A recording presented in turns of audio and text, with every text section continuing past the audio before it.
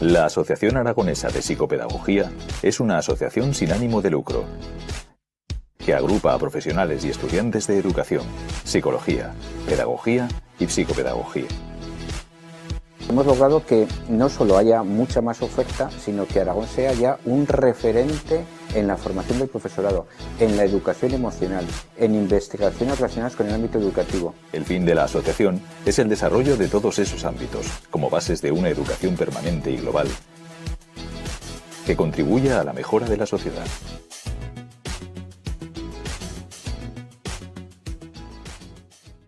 En Fundación Ibercaja estamos comprometidos con tu futuro y con el futuro de los más jóvenes, contribuyendo a su desarrollo educativo, programas que completan su formación para el mundo de mañana, fomentando una forma de educar innovadora e inclusiva. Cada año ayudamos a más de 1 millón de personas a crear un futuro lleno de oportunidades, un futuro alineado con los Objetivos de Desarrollo Sostenible. Fundación Ibercaja, tu futuro, nuestro presente.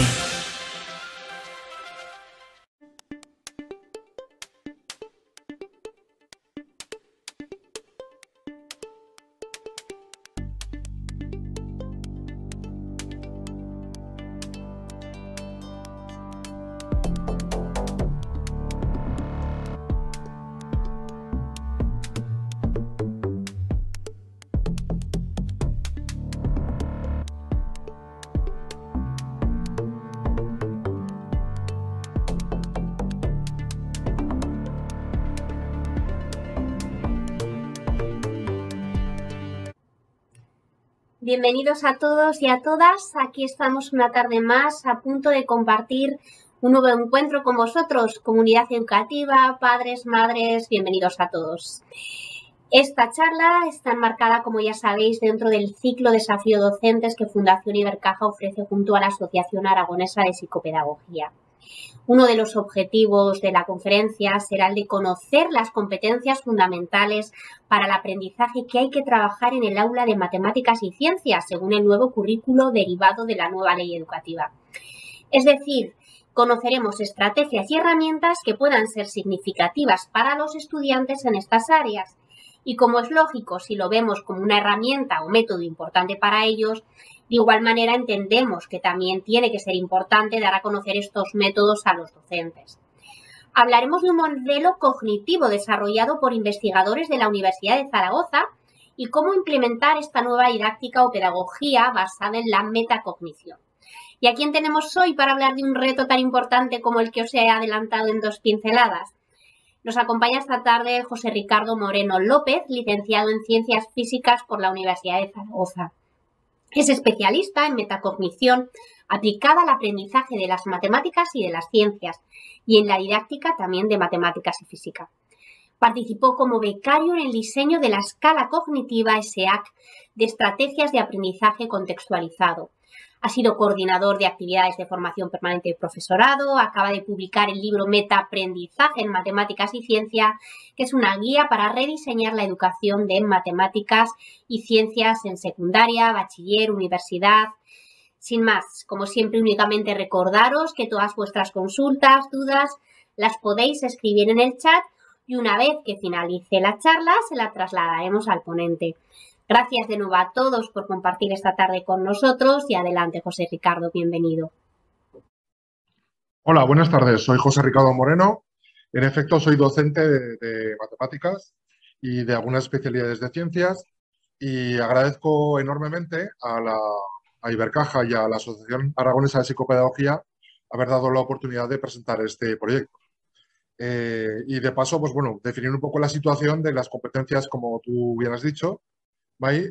La situación de las competencias para el aprendizaje a nivel de España, pero que es algo, como veremos, es algo también a nivel internacional, en el sentido de que se está intentando dar un giro drástico para aprovechar mejor la capacidad de los estudiantes. Sabemos que hay un fracaso escolar enorme en matemáticas y ciencias, como veremos a lo largo de la charla, y esto coincide precisamente con que hay varios investigadores en la Universidad de Zaragoza, no solamente también a nivel internacional, pero especialmente en la Universidad de Zaragoza. Yo puedo colaborar también con estos proyectos O sea, quiero decir que hay muchos investigadores que llevamos muchos años trabajando el tema de las competencias para el aprendizaje desde el punto de vista de las funciones ejecutivas, desde la metacognición.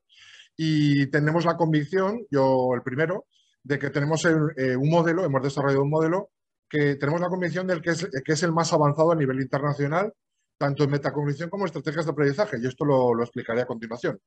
Tenemos la convicción de ello. Y por tanto es un modelo que está bien fundamentado a nivel científico y que los profesores y que las experiencias que hemos recogido en el aula nos corroboran que precisamente este modelo explica tanto el funcionamiento óptimo de los estudiantes como el fracaso escolar. Y que es un modelo que es potencialmente muy útil para ser utilizado por los profesores. Voy a empezar ya a exponer, ¿vale? Porque el tiempo es limitado y entonces tengo que empezar a exponer para intentar llegar a todos los contenidos ejecutivos. Lo que se denomina como funciones ejecutivas, pues es la capacidad más o menos desarrollada que tienen los estudiantes para ir más allá del contenido que les está enseñando el profesor, que está basada no solamente en procesos mentales, sino en resultados en procesos mentales, no solamente resultados que pueda medir el profesor. Significa que los estudiantes necesitan aprender a establecer sus propias metas, planificar y priorizar los pasos a ejecutar, por ejemplo, aprender a cómo salir airoso para poder recordar toda la información de un tema, cómo hacer malabares con la información en sus mentes para tratar de entender algo, o cómo afrontar problemas complicados de una asignatura. Las funciones ejecutivas son procesos que pueden enseñarse en todos los niveles educativos y en todas las asignaturas. Si bien también son procesos que pueden aprender los estudiantes, los alumnos por sí mismos en la vida del profesor. Eso es importante tenerlo en cuenta. Podemos decir en una primera aproximación que funciones ejecutivas equivale a planificación y establecimiento de metas, organizar y priorizar, cambiar de manera flexible, automonitoreo, autochequeo y adquirir un repertorio de estrategias útiles en una asignatura. Según los expertos, las funciones ejecutivas es lo que utilizamos mentalmente para adaptarnos a un contexto y para alcanzar metas. ¿Qué son, desde el punto de vista técnico, las funciones ejecutivas? Para ir más al grano. Bueno, pues muy claro. Lo que llamamos como funciones ejecutivas, pues son dos cosas. Lo primero es un control del propio aprendizaje, ¿vale? Significa poder controlar el propio aprendizaje, lo que se denomina metacognición. Pero también significa aprender y adquirir estrategias de aprendizaje. Es decir, un conocimiento sobre cómo proceder para salir airoso en situaciones de aprendizaje variadas. Y hay que adquirirlas y utilizarlas para ser eficiente en una asignatura. El conjunto de estas dos cosas es lo que se tiene que entender como competencias para el aprendizaje. O sea, que las funciones ejecutivas no son más que esto, ¿eh? Son competencias para el aprendizaje. Las dos cosas, control y estrategias de aprendizaje. Por tanto, las funciones ejecutivas, lo que entendemos como funciones ejecutivas son dos cosas. Hay dos términos que son sinónimos, ¿no? Como decimos, son competencias para el aprendizaje, pero también se denominan estrategias o habilidades autorregulativas. Hay que aprender esta nomenclatura, ¿de acuerdo? Y esto hay que recordar en la literatura científica, que es sinónimos de esto, o sea, todo esto que vamos a mencionar ahora es lo mismo que las funciones ejecutivas y las competencias para el aprendizaje. Es aprendizaje autorregulado, competencia aprender a aprender, metaaprendizaje, pensamiento estratégico, todos estamos hablando de lo mismo, ¿eh? Incluso se llama también inteligencia ejecutiva. ¿Por qué se llama inteligencia ejecutiva? Pues ¿por qué? Pues porque las funciones ejecutivas constituyen una parte componente de la inteligencia. Esto hay que saber, ¿eh? De modo que cualquier estudiante puede llegar a ser más inteligente en matemáticas y en ciencias gracias al desarrollo de las funciones ejecutivas. Y a nivel de esto hay que explicar también que la inteligencia tiene dos partes, ¿vale? Una parte de la inteligencia es genética o innata, que es la que se supone que miden los test de coeficiente intelectual, que es fija, no modificable. Sin embargo, hay otra parte de inteligencia que parece que no hablan mucha gente, ¿vale? Pero es que hay que reconocerla, ¿vale? Que es la inteligencia ejecutiva o funciones ejecutivas. Que esta inteligencia no aparece reflejada en los test de coeficiente intelectual, que sí que es modificable y que pues se puede desarrollar en cada campo de conocimientos. De modo que, en realidad, lo que llamamos como funciones ejecutivas o inteligencia ejecutiva es la capacidad que tenemos todos para hacer un mejor aprovechamiento de la inteligencia innata o genética que tenemos, ¿de acuerdo? No es que haya que modificar la inteligencia innata o genética, sino hacer un mejor aprovechamiento. Esas son las funciones ejecutivas, ¿eh? Desde la neurociencia se supone que las funciones ejecutivas están ejercidas por una parte del cerebro que se llama el córtex prefrontal. Eso hay que saberlo también, ¿eh? Y desde la psicología cognitiva hay una rama de la psicología cognitiva del aprendizaje que se llama constructivismo computacional, que es el ámbito que yo trabajo y trabajamos los investigadores en este tema, ¿vale?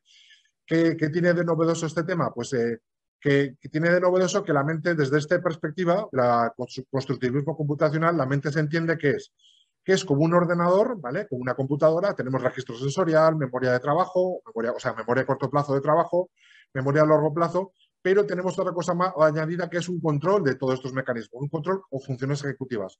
O sea que la mente ejerce sus propios procesos de control sobre lo que hace y sobre lo que aprende, ¿de acuerdo? En resumidas cuentas, las funciones ejecutivas, ¿qué son? Pues son procesos mentales internos que tienen que ver con el propio control del aprendizaje, con autorregulación, uso de estrategias, etcétera, que nos permiten ser más eficientes en una asignatura, matemáticas y ciencias o la que sea, y que van mucho más allá de lo reflejado por las pruebas psicométricas que miden el coeficiente intelectual. Y que estas funciones ejecutivas pues, las puede desarrollar cualquier estudiante. ¿Cuál es el contexto actual de desarrollo de las funciones ejecutivas? Bueno, pues hay que fijarnos en dos aspectos para ver el contexto de desarrollo. Hay que fijarnos en las dificultades que tienen muchos estudiantes en matemáticas y ciencias y en la disminución del número de alumnos en los últimos años que eligen ciencias y ingeniería al llegar a los estudios superiores.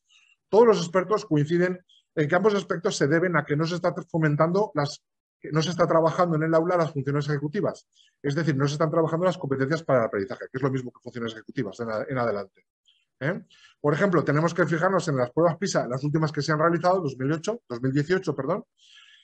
y los resultados no solamente en España, sino a nivel de los países, de una horquilla de países, de 79 países de la OCDE, no solamente en España. Bueno, en España son un pelín inferiores, pero no significativamente inferiores.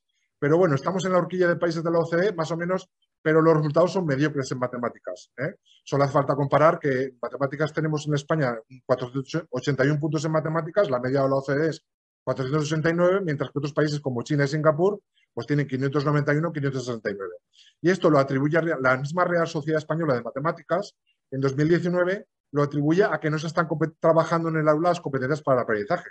O sea que la docencia está centrada sobre todo en la acumulación de contenidos y que se pierde mucho tiempo en cosas mecánicas y repitiendo operaciones con polinomios, radicales, etc. Es decir, que reconoce esta misma sociedad matemática, reconoce que se carece de un modelo pedagógico que responde a las evidencias de las investigaciones educativas. Y lo mismo pasa en ciencias, en comprensión científica, en las pruebas PISA. España también está en la horquilla, con un ligero empeoramiento, en la horquilla de países de la OCDE, ¿vale? De esa horquilla de unos X países, que tiene una media de 483 puntos, perdón, 489, España un poco inferior, mientras que otros países como China y Singapur tienes 544 puntos, ¿vale? Unos resultados bastante mediocres. Incluso, perdón, a ver, me dejaba esto, incluso hay el número de alumnos con excelencia en ciencias, en ciencias estamos hablando, en España y en la media de la OCDE es el 4 o el 7%. Sin embargo, el número de alumnos con excelencia académica en ciencias o matemáticas, en China, en Singapur y Hong Kong, pues es el 40% o más incluso, ¿vale? O sea, en conclusión, tanto en matemáticas como en ciencias, la tendencia internacional es que los sistemas educativos de los países avanzados bajan, ¿vale? Hay un patrón claro que se repite en todos los países, ¿vale? De la OCDE. No solamente es un fenómeno exclusivo de España, lo cual es preocupante, ¿de acuerdo? Porque los países de la OCDE, últimamente hay que recordar que han aumentado un 15% la inversión por estudiante en los últimos 10 años y, sin embargo, esto no se ha traducido en mejoras. O sea, que falla el modelo pedagógico. Según alerta la OCDE, hay que trabajar otras facetas, que es lo que estamos hablando ahora. Ahora vamos a hablar, ¿no? Las funciones ejecutivas, que es la creatividad, el pensamiento crítico, y no se trata solamente de invertir más dinero. Incluso otro estudio realizado por Rest and Young, también del 2019, reconoce que el 73% de los alumnos reconoce tener dificultades para entender las matemáticas y que ha descendido en un 28% el número de alumnos que se inmatriculan en carreras técnicas como arquitectura e ingenierías. La Real Academia de Ingeniería también reconoce lo mismo, que hay que fomentar innovaciones educativas, que hay que trabajar la mejora de adquisición de competencias en STEM, matemáticas y ciencias fundamentalmente, y que hay que lograr una implicación activa del alumnado y la reflexión sobre sus competencias e intereses con la participación del profesorado. Es decir, que hay que trabajar en el aula con los alumnos el aprendizaje autorregulado o funciones ejecutivas. Vamos a ver una serie, al mismo tiempo vamos a ver a continuación una serie de evidencias que hacen muy claro la importancia de las funciones ejecutivas, ¿vale? Y esto ya más a pie de aula, ¿vale? ¿Cuáles son esas evidencias que los profesores o incluso en la comunidad educativa, pedagogos, padres, profesores, podemos ver de por qué se están trabajando o no, qué importancia tienen las funciones ejecutivas. Pues son varias.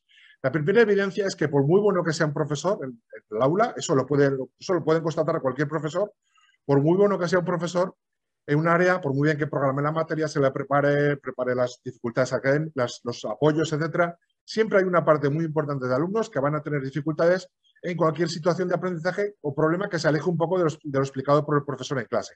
Y eso pasa en todas las situaciones. Pasa en primero de la ESO, por ejemplo, cuando se está trabajando el tema de tantos por cientos, un problema que se aleja un poco de lo que estamos trabajando en clase, pues no son capaces de resolverlo. Pasa en primero de bachillerato, cuando está trabajando el tema de geometría, un problema que se aleje un poco de razonamiento, que se aleje un poco de los problemas que se está trabajando en el aula, pues cometen razonamientos incorrectos. O, por ejemplo, en cuarto de la ESO, un problema, por ejemplo, que sea un poco novedoso, de los problemas repetitivos que se trabajan en el aula, pues también pasa lo mismo. Ponen respuestas que no saben manejarse en cualquier situación novedosa. Y esto está reconocido porque se sabe, porque lo sabemos los investigadores y también los profesores, se sabe que hay alumnos, que los alumnos que desarrollan las funciones ejecutivas, se sabe que son alumnos que empiezan como novatos, pero que van, gracias al desarrollo de las funciones ejecutivas, pues empiezan como principiantes estratégicos, van avanzando como buenos resolvedores hasta llegar a expertos, o sea que alcanzan un nivel de competencia óptimo. Sin embargo, los alumnos que no trabajan las funciones ejecutivas, pues son alumnos que van a tener siempre cualquier dificultad cuando se les propone cualquier situación novedosa en un examen, etcétera, que se aleje un poco de lo explicado por el profesor. Y los llamamos novatos funcionales, ¿vale?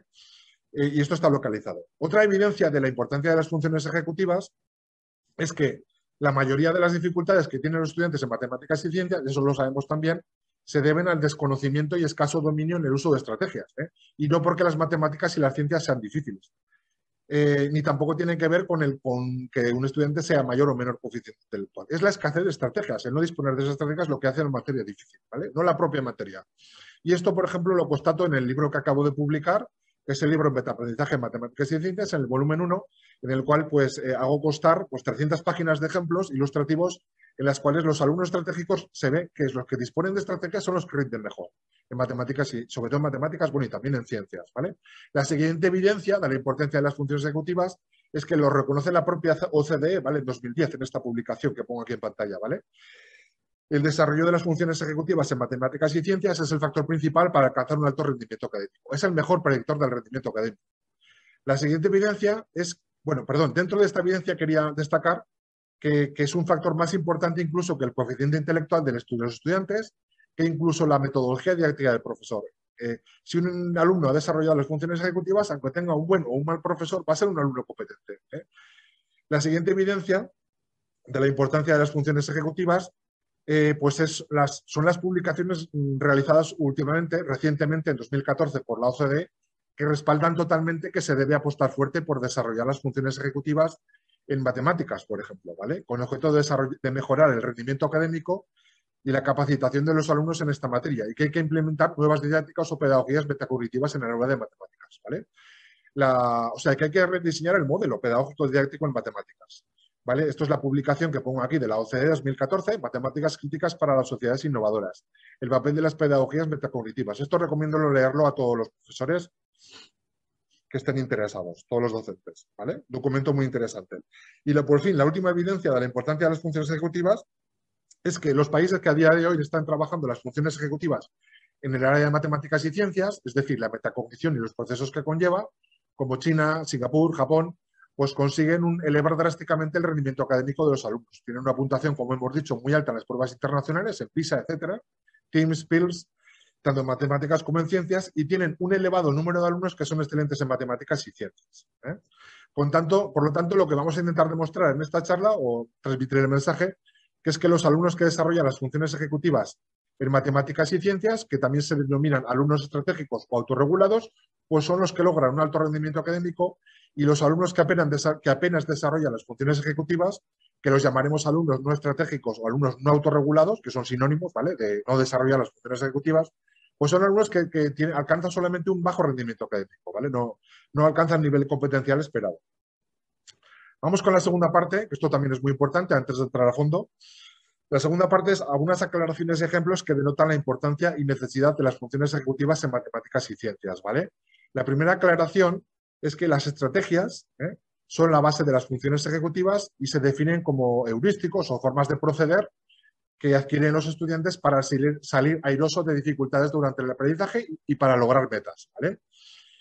O sea, que los alumnos van mucho más allá de lo que piensan los profesores. Los profesores piensan o pensamos que los alumnos solamente aprenden contenido conceptual y conocimientos procedimentales. Esto es lo que a veces se transmite en las oposiciones, ¿no? Cuando preparamos oposiciones para opositar, conocimiento conceptual y procedimental. Pues no, pues los alumnos aprenden mucho más. Los alumnos también aprenden estrategias de aprendizaje y de resolución de problemas, ¿vale? Que son, lo veremos a continuación, de forma muy clara, que son heurísticos o formas de proceder para salir airosos de situaciones de aprendizaje, de dificultades o bien para lograr metas, ¿vale? Estas estrategias de aprendizaje, ojo, no son técnicas, no son técnicas ni procedimientos básicos que se pueden automatizar, ¿vale? Ni tampoco tienen que ver con las tradicionales técnicas de estudio. Esto hay que dejarlo muy claro, que a día de hoy estas técnicas de estudio antiguas, que hace muchos años, pues se ha demostrado que están obsoletas y que se ha demostrado que no tienen ninguna utilidad real para el desarrollo de las funciones ejecutivas ni para mejorar en una asignatura realmente. La segunda aclaración es que estas estrategias que hablamos, el uso de estrategias es necesario en todo momento en una asignatura cada vez que nos enfrentamos a situaciones de aprendizaje, resolución de problemas o situaciones novedosas, ¿eh?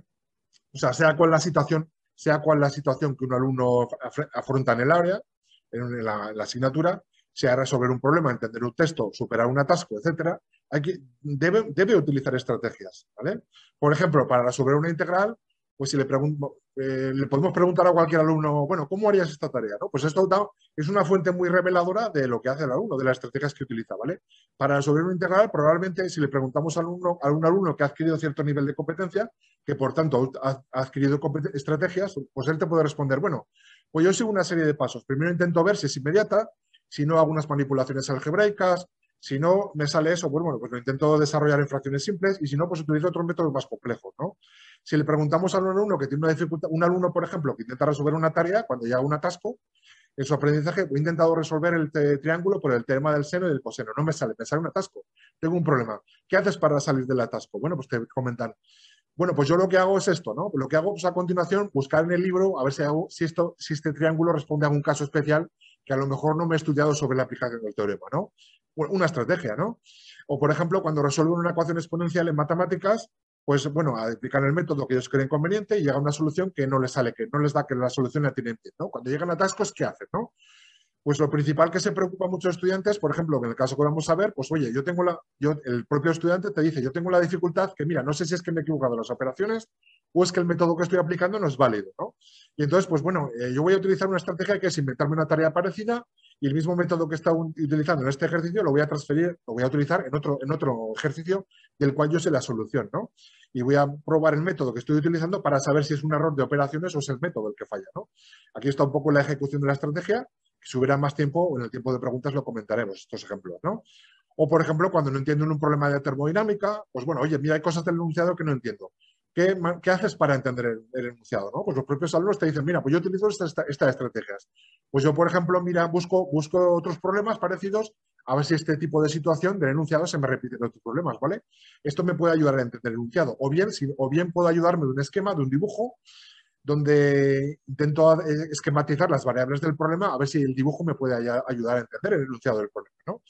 Aquí está un poco la ejecución de estrategia por parte de un alumno, ¿no? O bien para entender una demostración en matemáticas, ¿cuál es la dificultad que tienes para entender los pasos de una demostración, ¿no? ¿Qué estrategia utilizarías tú para entender una demostración? Bueno, pues algunos alumnos te dicen que utilizan sus propias estrategias, ¿vale? Bueno, mira, yo hago 2 pasos, mira. Primero intento leer por encima los pasos del problema para formarme una idea de conjunto de los pasos de la demostración que estoy intentando entender y en un segundo paso ya voy paso por paso a entender cada paso, ¿no? Hasta que no entiendo un paso, pues no me paso al siguiente, ¿no? Son un poco estrategias que utilizan los estudiantes.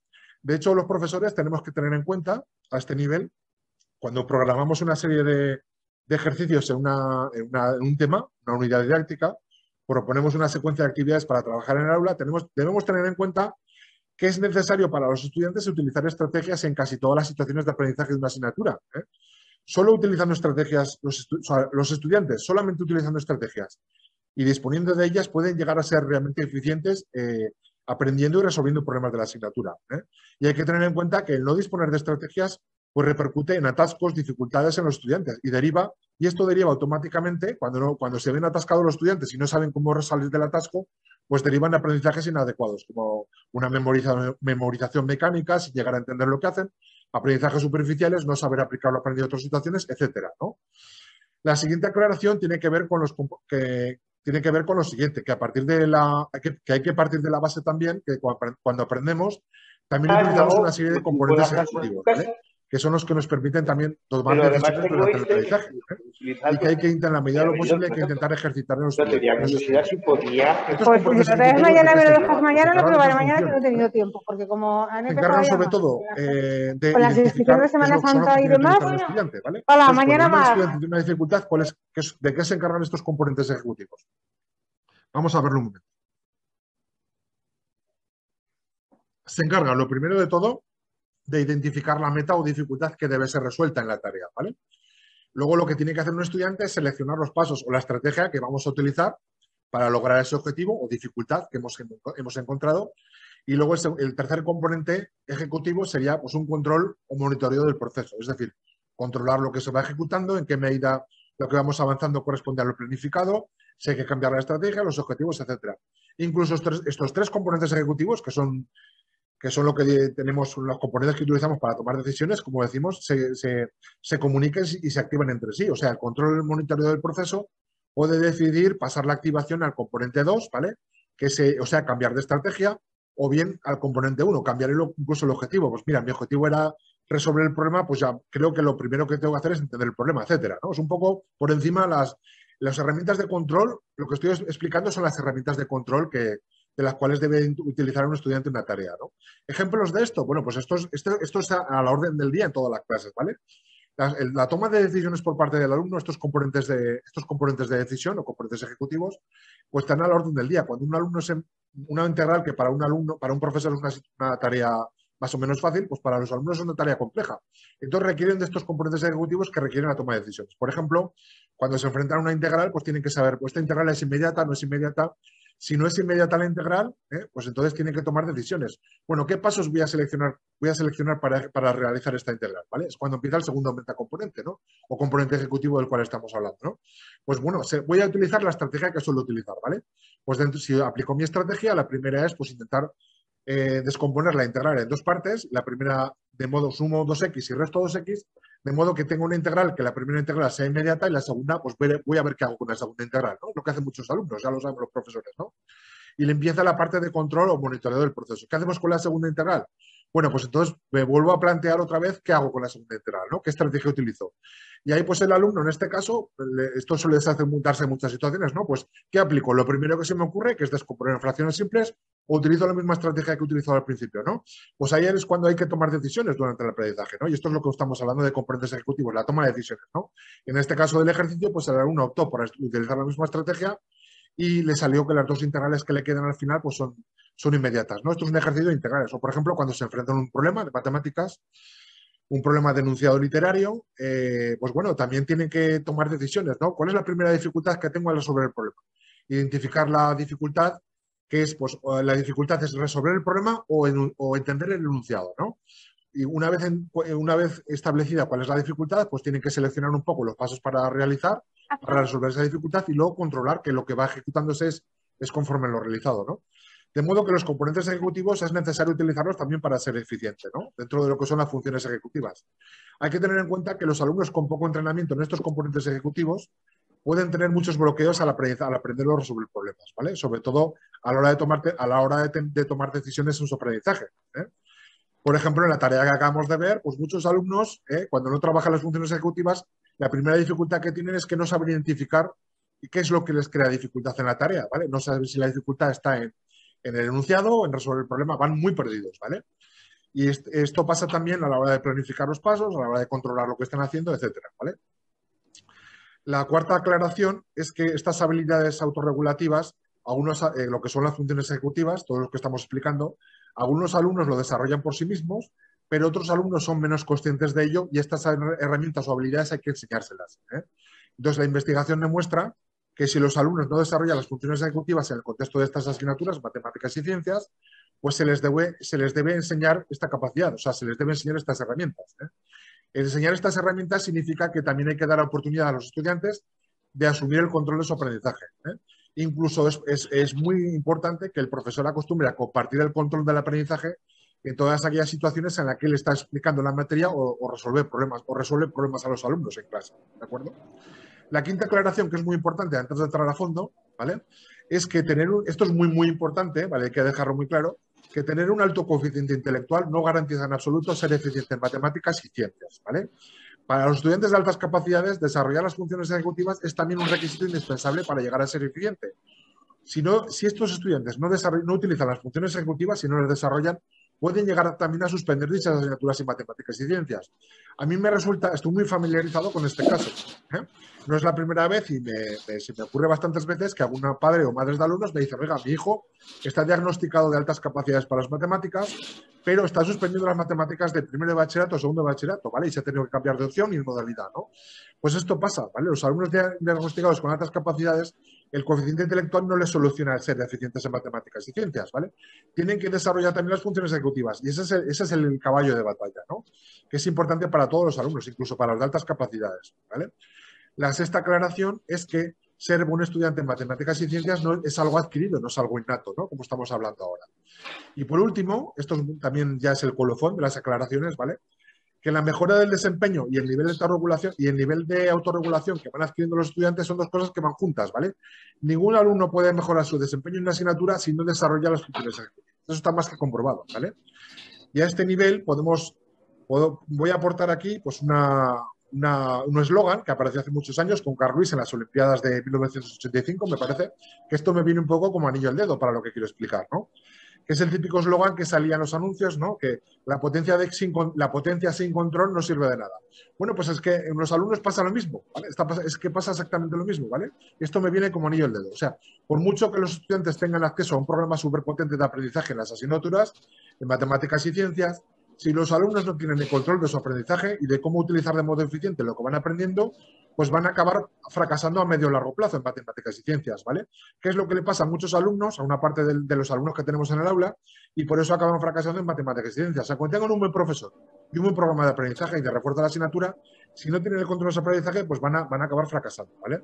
O sea, es decir, que si los profesores de matemáticas y ciencias se centran en programas inflexibles basados solamente en la transmisión de conocimientos de la materia que enseñan, sin preocuparse de ayudar a los estudiantes a desarrollar las funciones ejecutivas, es decir, sin preocuparse de cuál es el grado de control que adquieren los alumnos sobre su aprendizaje, pues estos profesores inflexibles pues no van a ayudar realmente a los estudiantes y van a causar un fracaso estrepitoso a una buena parte de los estudiantes, que es lo que viene ocurriendo desde hace muchos años, ¿eh?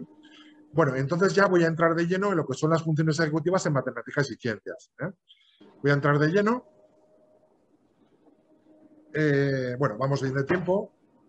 Vamos a entrar de lleno. Esto probablemente es la parte más atractiva e interesante, ¿vale? Después de la introducción que hemos cursado, ¿no? En lo que es el desarrollo de la videoconferencia. Insisto, ¿vale? Es muy importante conocer con la mayor profundidad y rigor posible cómo utilizamos las funciones ejecutivas en matemáticas y ciencias. O sea, cuáles son los tipos de estrategias o habilidades autorregulativas en estas asignaturas. Primero deben saberlo los propios alumnos, los padres, los pedagogos, porque es algo de enorme interés y repercusión. Porque son herramientas muy potentes que tienen mucha más repercusión en el rendimiento académico que el que un alumno tenga mayor o menor coeficiente intelectual. Eso está muy claro, ¿vale?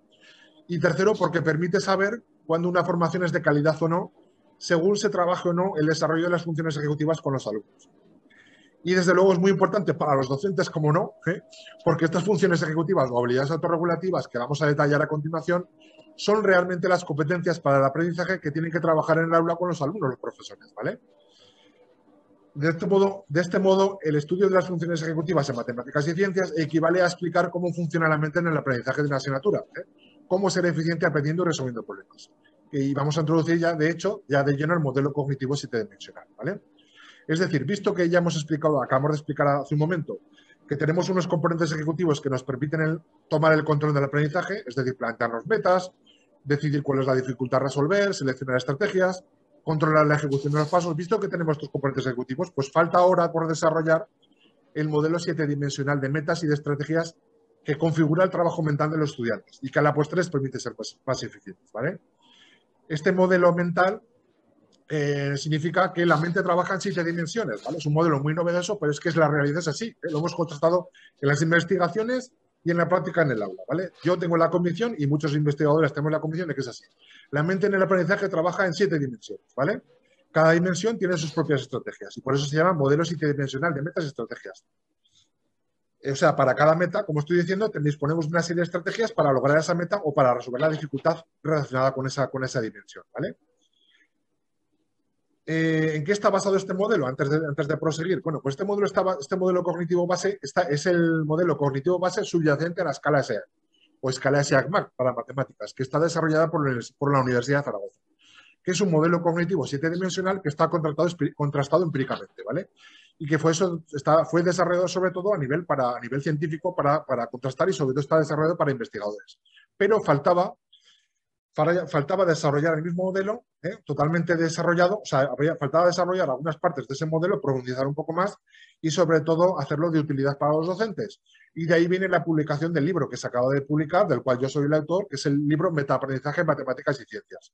Cómo ser eficiente aprendiendo y resolviendo problemas. Cuáles son las estrategias que tienen que adquirir y implementar los estudiantes. O sea, que es el mismo modelo que estaba contrastado, modelo 7-dimensional, pero más desarrollado y de utilidad para los docentes. ¿Cuáles son esas 7 dimensiones o 7 metas o 7 tipos de estrategias que subyacen a la actividad mental durante el aprendizaje? Pues para ir un poco al grano voy a explicar una por una, ¿vale? Lo más resumidamente posible, pero para que se entienda, ¿vale? La primera dimensión, bueno, para cada dimensión se me olvidó explicar, para cada dimensión o tipo de meta, voy a explicar cuáles son los tipos de estrategia que conlleva y qué repercusión tiene directa en el alumno, ¿vale? Utilizar o no estas estrategias, ¿vale? Vamos a empezar con cada una de estas metas.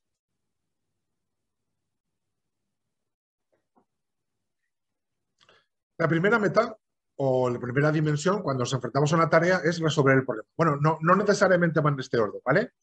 Son 7 dimensiones, el orden lo elige el alumno, ¿no? Pero una de las metas, que la llamamos meta primera, es cómo resolver el problema o tarea en cuestión, ¿vale? Evidentemente, cuando nos dan un problema, lo que nos preocupa es relacionar la información que nos dan en el problema con la meta lógica o con lo que nos piden hallar o calcular el problema, ¿vale? Esa es la primera dificultad que tenemos. O sea, conectar la información que tenemos del problema con la solución, ¿vale? Encontrar el camino lógico que une el enunciado de un problema con la solución. Eso es evidentemente lo que más nos interesa a los profesores, ¿no? Que sean capaces de resolver problemas, de encontrar un camino lógico de solución al problema, ¿vale? Esto requiere unas estrategias que los profesores conocemos perfectamente, ¿no?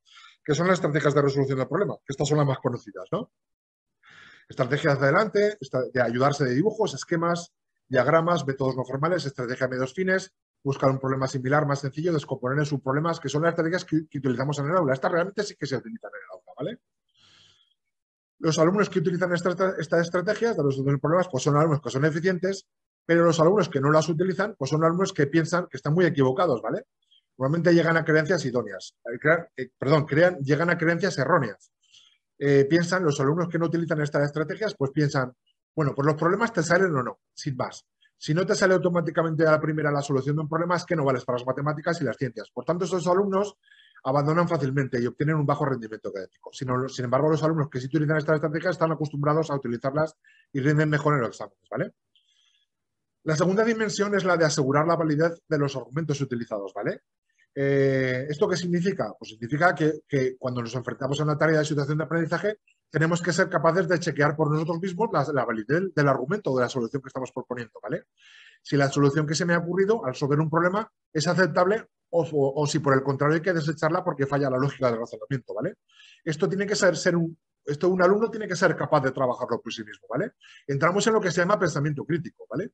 O sea, que hay una serie de estrategias que los alumnos tienen que utilizar para saber si los razonamientos que utilizan son válidos, sólidos o no son válidos, o no son válidos o sólidos, ¿no? Que son las estrategias para chequear la validez lógica de un argumento, ¿no? El argumento que leen en un libro, el que utilizan para resolver un problema, etcétera, ¿vale? Esto tienen que validarlo los propios estudiantes, tienen que ser capaces, ¿vale? Dentro del aprendizaje. Por ejemplo, de estas estrategias hay estrategias basadas en la generación de inferencias adicionales. Por ejemplo, cuando proponen un argumento para resolver un problema, pues muchos alumnos realizan inferencias adicionales, ¿vale? Pues voy a sacar alguna cosa más, voy a intentar deducir algún detalle más del problema para contrastar eso con el argumento del problema que se me ha ocurrido en la solución para ver si esto es coherente, ¿no? Para comparar la coherencia del resultado que he obtenido inicialmente en la resolución del problema, ¿no? O, por ejemplo, en un problema, pues muchos alumnos lo que hacen es cambiar las premisas. Bueno, el problema ya lo he resuelto, pero si cambio las premisas, el razonamiento seguro que está bien, ¿no?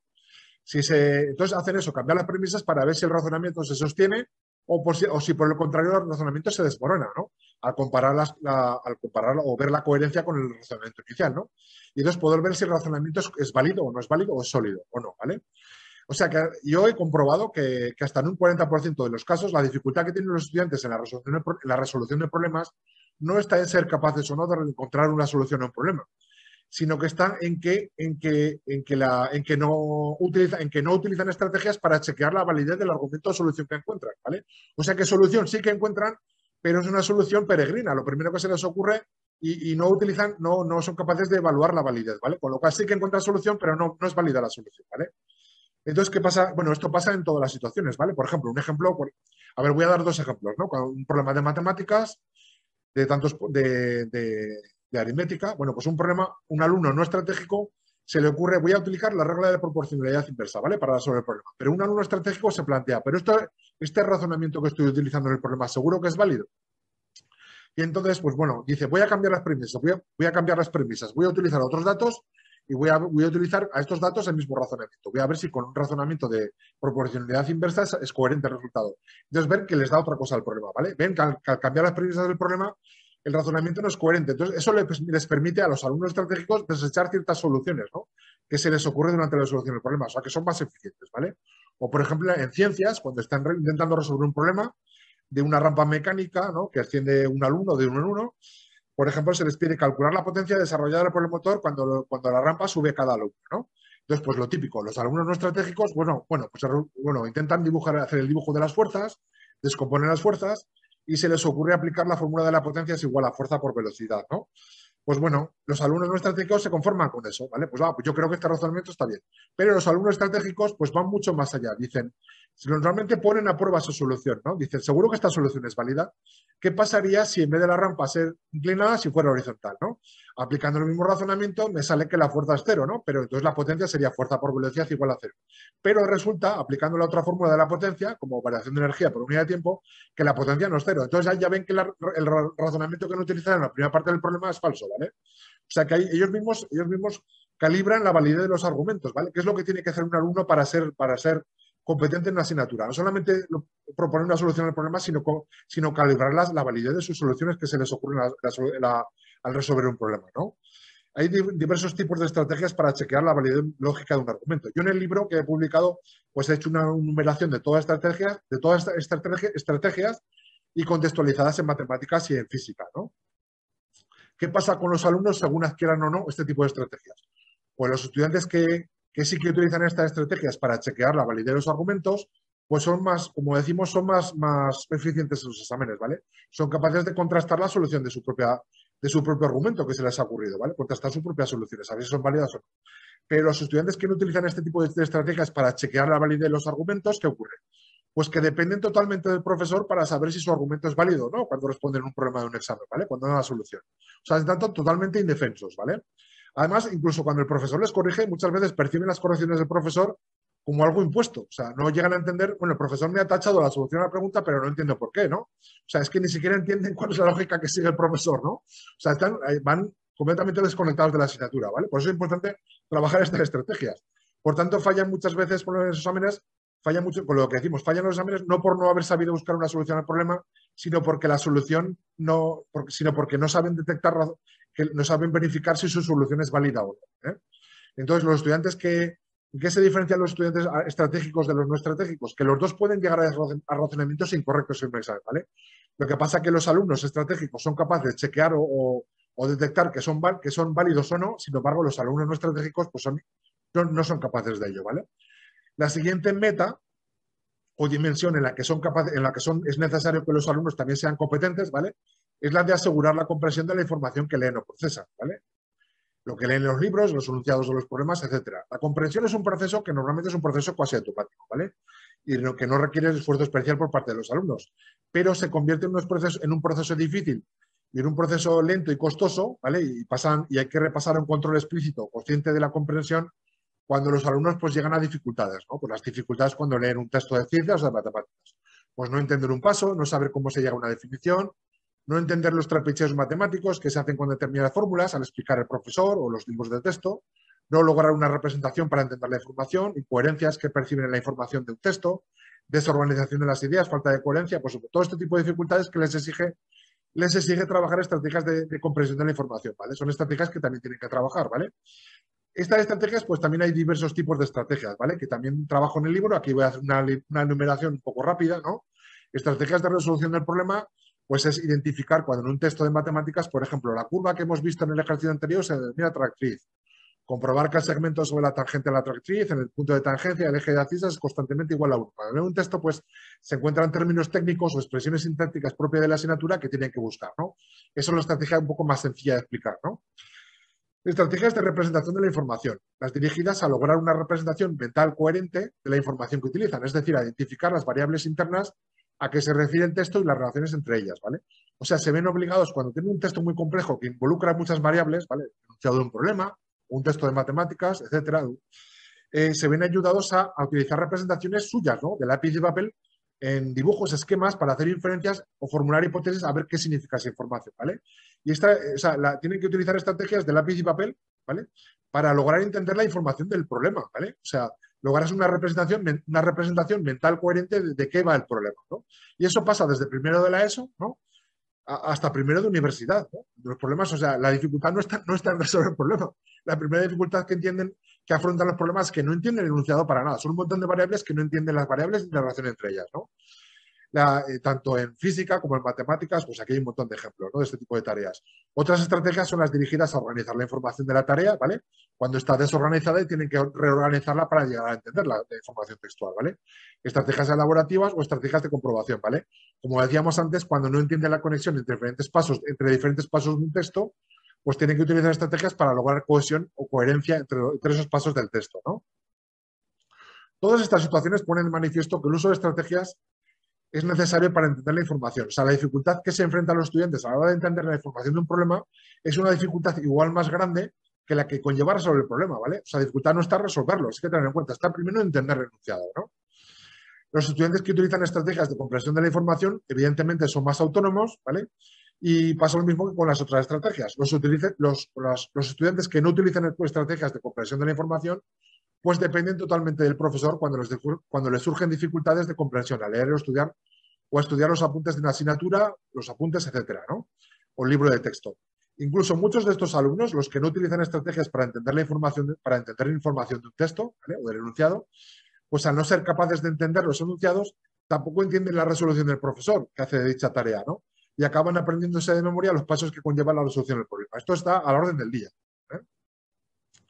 Otras estrategias pues, son, por ejemplo, organizar el conocimiento que vamos aprendiendo en una asignatura de modo que sea fácil de recordar y no dé lugar a incoherencias o dificultades en la resolución de los problemas, ¿vale? Nos encontramos continuamente, bueno, espera, voy a explicar primero esto, ya que gracias a ello se puede almacenar en la memoria lo que uno va aprendiendo de forma más duradera y más fácilmente accesible, ¿vale? Esto lo encontramos a la orden del día, ¿vale? Muchos alumnos, ¿cómo se estudiaron la información de la asignatura, ¿vale?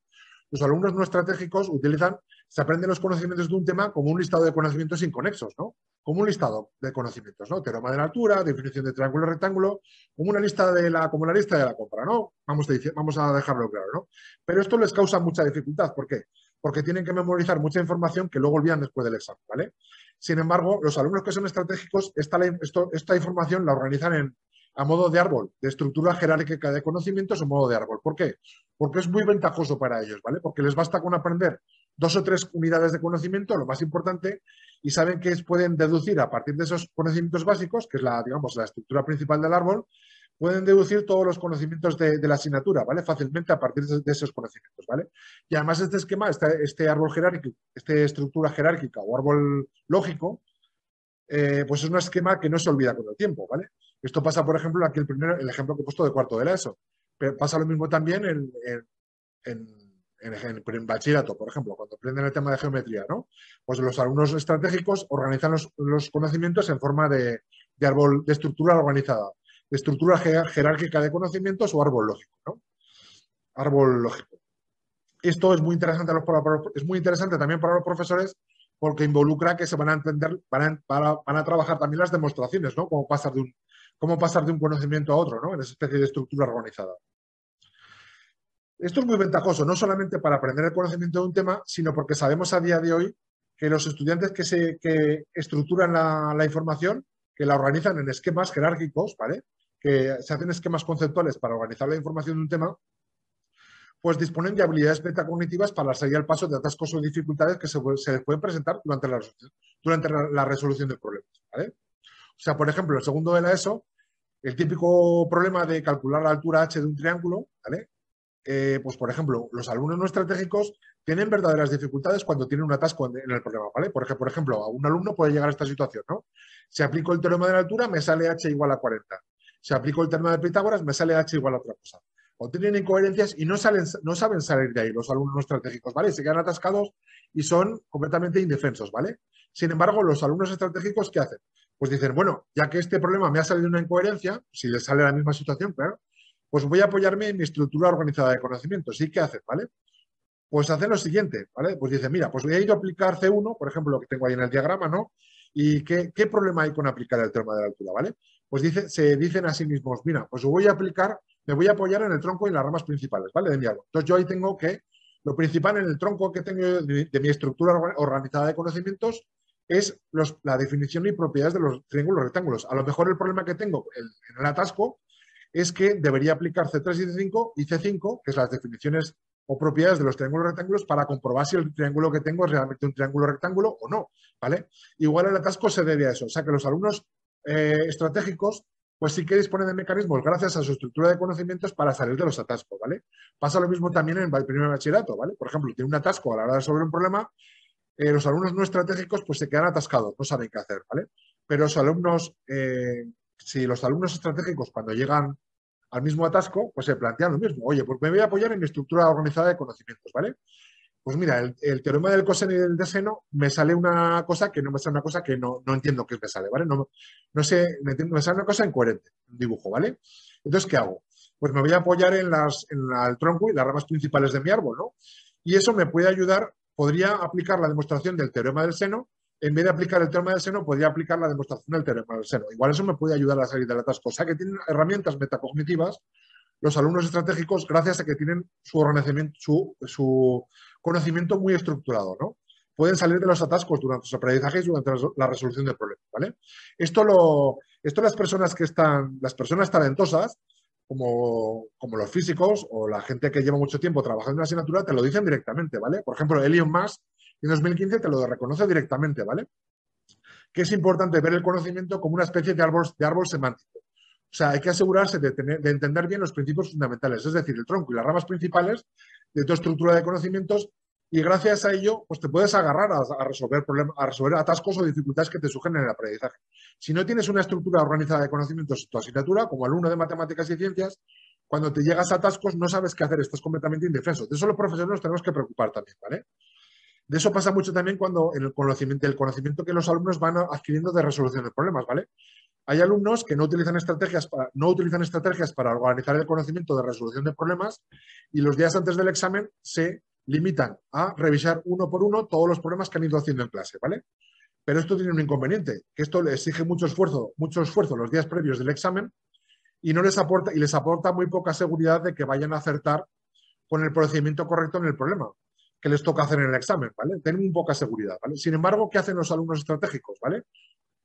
Otros alumnos, los que sí utilizan estrategias para organizar este conocimiento, organizan el conocimiento que van adquiriendo, lo organizan en categorías del problema mutuamente excluyentes, ¿eh?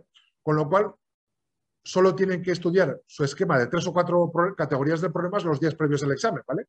En vez de repasar todos los problemas, tienen que repasar solamente 3 o 4 categorías de problemas. Y además saben con seguridad cuándo aplicar uno u otro tipo de resolución o técnicas aprendidas. Es decir, saben mucho mejor cómo diferenciar cuándo aplicar uno u otra técnica de las que han aprendido en clase, ¿eh? Estas estrategias pues también las desarrollo en el libro, ¿no? El libro que he publicado, Metaaprendizaje en Matemáticas y Ciencias, pues desarrollo cuáles son todas estas estrategias que deberían utilizar los estudiantes o deberíamos trabajar en el aula contextualizadas en matemáticas y en ciencias, ¿vale? Entonces, en conclusión, los alumnos que utilizan estrategias para organizar el conocimiento, pues se dedican a establecer estas estrategias, a organizar, a jerarquizar el conocimiento, organizarlo en forma de árbol, porque sabe que eso les va a ser útil, ¿no? O establecer categorías de problemas, como hemos dicho.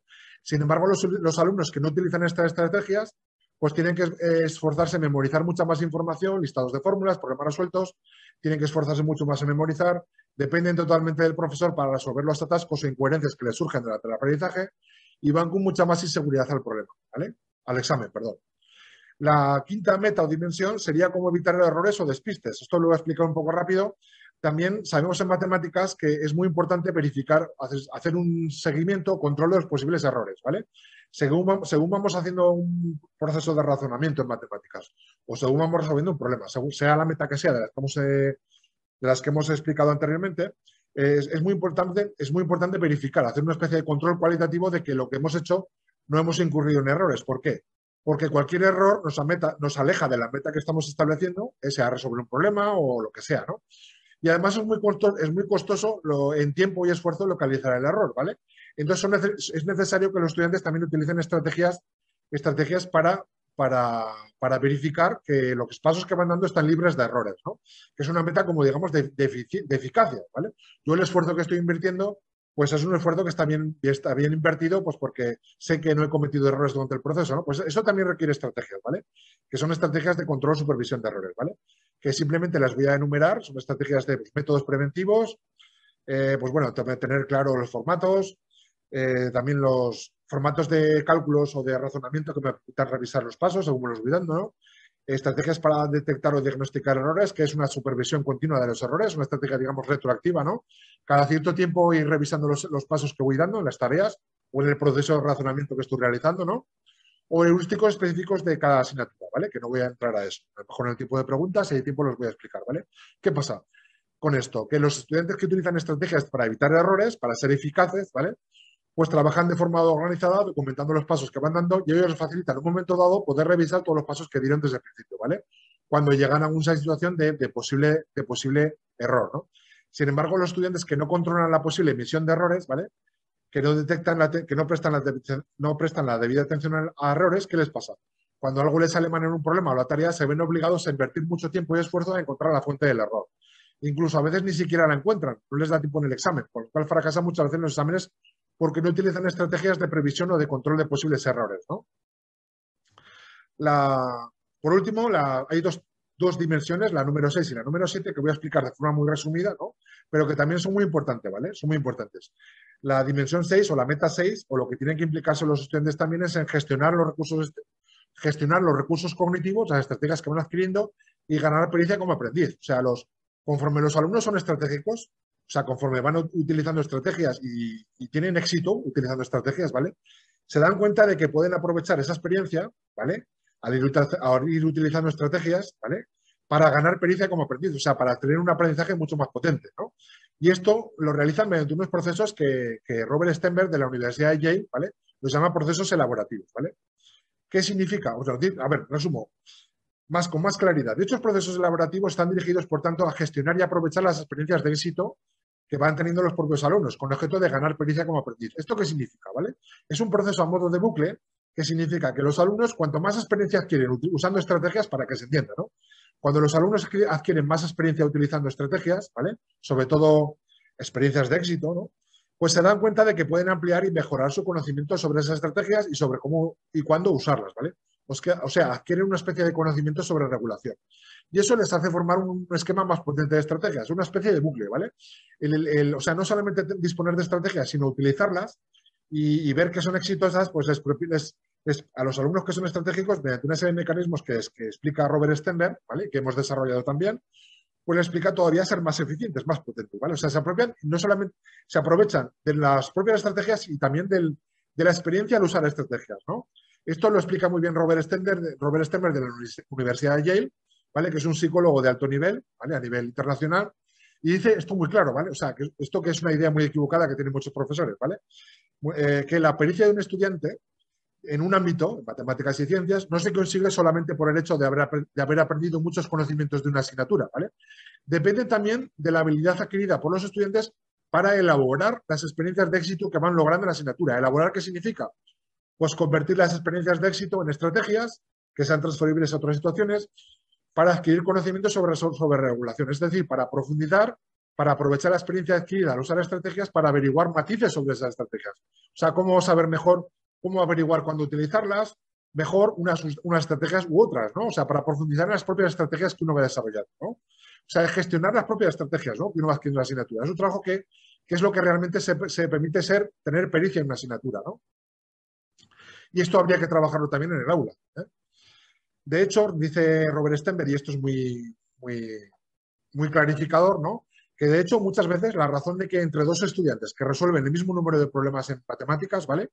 La diferencia en que el hecho de que uno llega a convertirse en experto y el otro sigue siendo un zoquete, ¿no? Que se utiliza esta palabra, ¿no? Es el hecho de que el primer estudiante ha sido capaz de elaborar las experiencias de éxito que va logrando, o sea, de gestionar las estrategias, ¿no? Que va adquiriendo. Mientras que el segundo no ha hecho ninguna gestión de las estrategias y por tanto no las ha sabido aprovechar, ¿no? ¿De acuerdo? De modo que la pericia de un alumno en una asignatura, para ser eficiente, para tener un nivel de rendimiento académico alto, la pericia de un estudiante en una asignatura es consecuencia de la habilidad para elaborar las experiencias de éxito o estrategias que va adquiriendo, ¿vale? Para inferir conocimientos sobre regulación, ¿vale? A lo largo de muchas horas de resolución de problemas. Hay varios tipos de estos procesos elaborativos que también explicamos en el libro, ¿no? Que se ha publicado. Y por último, la última dimensión, que como no podía ser otra, pues la dimensión número 7, que es la de automotivarse y lograr un ajuste personal óptimo que facilite el aprendizaje. O sea que no solamente tenemos que preocuparnos en procesos cognitivos, sino también en procesos de control emocional, ¿no? Control de la motivación, de nuestro grado de confianza y gestionar la ansiedad durante el aprendizaje, ¿vale? Los estudiantes estratégicos saben también que hay que combatir los estados emocionales negativos a que uno llega durante el aprendizaje y que existen herramientas o estrategias para ello. O sea, saben que los alumnos que son competentes saben que desconocer o infrautilizar estas herramientas, ¿vale? Nos hace más difícil pensar y rendir mentalmente y nos puede llevar a tirar la toalla, desistir, ¿vale? Esto, como permítaseme el símil,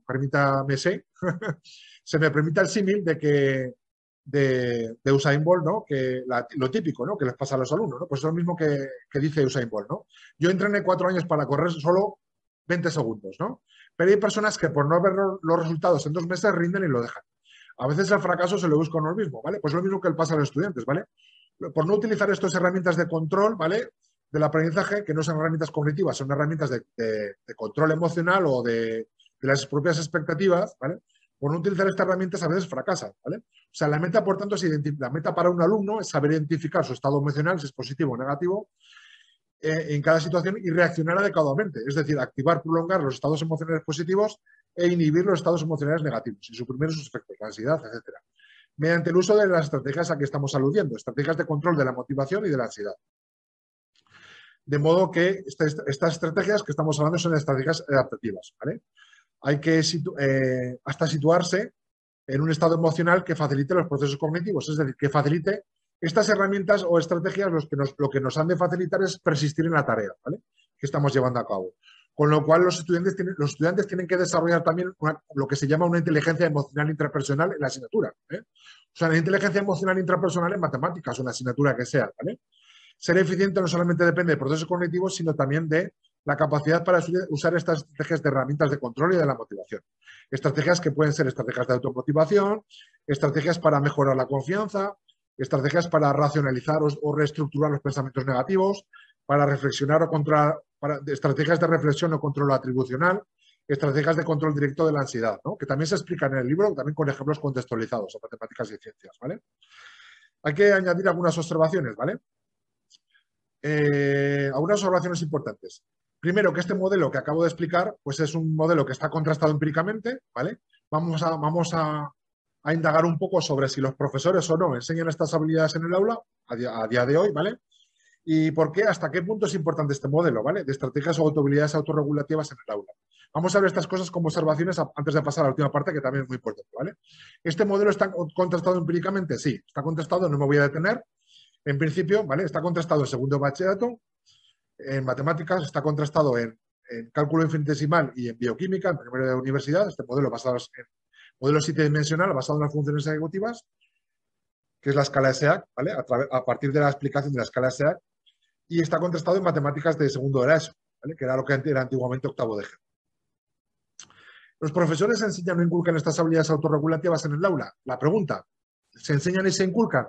Pues la respuesta es que no. Es la realidad, hay que admitirlo. Los profesores piensan como si solamente hubiera que trabajar la meta 1, como si solamente hubiera que trabajar la meta de resolución de problemas. Solamente inculcan a los alumnos un esfuerzo por encontrar conexiones lógicas para resolver la tarea que se enfrentan en cada momento. Prácticamente solamente se utilizan en el aula, se trabajan las estrategias de primer tipo, ¿vale? Pero se olvidan de inculcar, o nos olvidamos, claro, porque aquí los profesores somos todo, nos olvidamos de inculcar el resto de estrategias, ¿vale? O sea, de las 7 estrategias o dimensiones que acabo de listar, ¿vale? Que ustedes los que me escuchan han tenido la paciencia de escucharme, ¿vale? Pues de estas 7 dimensiones estratégicas, que yo creo que ha sido interesante escucharlas, ¿vale? Pues solamente se están trabajando en el aula la primera dimensión, la meta de resolver el problema o la tarea, ¿vale? Pero el resto de dimensiones o estrategias, ¿vale? No se están enseñando esas estrategias en las clases de matemáticas y ciencias, ninguna de ellas. Como muchos están trabajando a nivel implícito. Se dice al alumno, bueno, puedes hacer esto no está bien, esto no está mal, ¿vale? Se le dan solamente apuntes a los alumnos, pero no se está trabajando en el aula, ¿vale? ¿Qué significa esto? El aprendizaje tal como lo ven, o lo vemos, hasta lo veíamos yo hasta hace poco, ¿vale? Bueno, hasta hace unos años, ¿vale? El aprendizaje tal como lo ven muchos profesores es que el profesor explica la materia, hace algunos ejemplos y proporciona baterías de problemas, ¿vale? Eso es trabajo en el aula. Y trabaja como si el trabajo del alumno fuera solamente resolver estrategias de resolución, adquirir estrategias de resolución de problemas, como si el único trabajo del alumno fuera resolver problemas, ¿vale? Pero es que no es así para llegar al éxito. Para llegar al éxito, el alumno tiene que trabajar un montón de estrategias y de herramientas mentales. Tiene que trabajar estrategias de resolución de problemas. Tiene que trabajar estrategias para chequear la validez lógica de los argumentos que se le ocurren a él o que le den un problema. Estrategias para entender los textos difíciles de la asignatura. Para ver si el problema resuelto exige reorganizar o estructurar los conocimientos. Para elaborar o retener estrategias utilizadas, ¿vale? Gestionar sus propias estrategias que estamos hablando, ¿no? Para apoyarnos en los conceptos, apoyarnos en los conceptos y estructura de los conocimientos cuando hay atascos en el problema. Estrategias para supervisar y detectar los posibles errores. Estas 7 dimensiones son un trabajo mental ingente del estudiante, ¿vale? Que hay que trabajar en el aula. El alumno no solamente trabaja estrategias de resolución de problemas, ¿vale? ¿Hasta qué punto es importante que los estudiantes utilicen este tipo de estrategias o habilidades autorregulativas? Pues muy importante por muchos motivos, ¿vale? Primero, estas estrategias o habilidades autorregulativas que he explicado al nivel de forma somera, ¿no? Un ligero resumen, ¿no? En esta videoconferencia. ¿Por qué es importante para los estudiantes adquirirlas? Por 3 razones. Primero, porque es importante para ser eficiente en la resolución de problemas, en la resolución de atascos y dificultades, es importante adquirirlas. Si los estudiantes no las adquieren, no van a salir airosos, ¿vale? De estas dificultades que tienen durante el aprendizaje de la materia. Segundo, porque incluso para adquirir de modo eficiente los contenidos conceptuales y procedimentales de la asignatura, las tienen que utilizar, ¿vale? No pueden adquirir conocimientos ni saber utilizarlos si no las utilizan, ¿vale? Y tercero, esto es muy importante porque un alumno nunca puede llegar a experto en una materia, matemáticas o ciencias, si no desarrollas estas estrategias o habilidades autorregulativas que constituyen las funciones ejecutivas, ¿vale? Nadie puede llegar a experto si no desarrolla estas habilidades, ¿vale? Estas estrategias o habilidades autorregulativas o modelos 7-dimensional que acabo de explicar, ¿vale?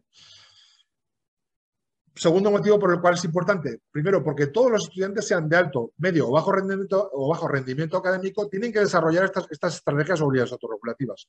Primero, los estudiantes de bajo rendimiento académico en matemáticas y ciencias son de bajo rendimiento principalmente por el hecho de carecer de estrategias. O sea, es el hecho de carecer de estrategias por encima de otros factores lo que les hace ser de bajo rendimiento académico. Es la causa principal, lo que les hace fracasar, ¿vale? No disponer de estas herramientas, por eso hay que trabajarlas en el aula, ¿vale? Los estudiantes de nivel rendimiento académico, de un nivel medio, en una asignatura, pues también deben esforzarse en adquirir y utilizar estas estrategias para depender lo menos posible del profesor, ¿eh? Y así ser más eficientes. Y está muy claro también, como ya he apuntado antes, que los estudiantes de alto rendimiento académico logran destacar en matemáticas y ciencias no porque tengan un alto coeficiente intelectual, sino gracias a la adquisición y utilización de estas estrategias o habilidades autorregulativas que acabamos de describir, ¿vale? O sea que estos mecanismos son el factor principal, ¿vale? Para ser eficiente. Y por eso, evidentemente, el currículum, y este es el motivo por el cual los diseños curriculares a nivel internacional, no solamente en España, están implementando que se trabajen las competencias del aprendizaje, porque ellos saben, los expertos y los investigadores saben que es el factor principal muy por encima de otros factores, el trabajar estas habilidades autorregulativas en el aula. Es el factor principal para el éxito académico, ¿vale? O sea, desarrollar estas habilidades es condición sine qua non para la mejora del rendimiento. Incluso se sabe que los alumnos de bajo rendimiento académico son los que más pueden aprovechar en el aula, el trabajar estas habilidades. desde luego, si una cosa está muy clara, si la educación sigue como está el día de hoy, si no se trabajan estas herramientas o competencias o habilidades autorregulativas, como las queremos llamar, se va a seguir produciendo un elevado fracaso escolar en las asignaturas de matemáticas y ciencias. ¿De acuerdo?